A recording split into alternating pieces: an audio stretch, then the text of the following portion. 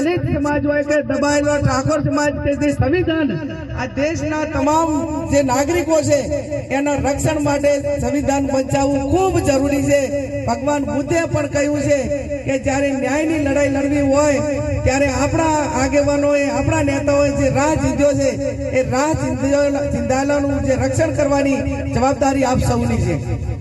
ત્યારે આપ સૌને મારી બે હાથ જોડીને વિનંતી છે કે હર હંમેશા મારો પોતાનો સ્વભાવ મારા પોતાની લાગણી હર હંમેશા તમામ સમાજોને સાથે રાખીને ચાલવા માટેની કાયમી મારી ભાવના રહી છે। રાજકારણ મારા માટે કોઈ નવું નથી। 28 વર્ષના જાહેર જીવનમાં 10 વર્ષ તાલુકા પંચાયતની પ્રમુખ હોય, 5 વર્ષ જિલ્લા પંચાયતમાં હોય, 10 વર્ષ ધારાસભ્ય તરીકે હર હંમેશા હળી મળીને તમામ સમાજો ભાઈચારાની ભાવનાથી રહે એવા મારા કાયમી પ્રયત્નો રહ્યા છે। અને કોઈ પણ સમાજનો આગેવાન હોય અને એના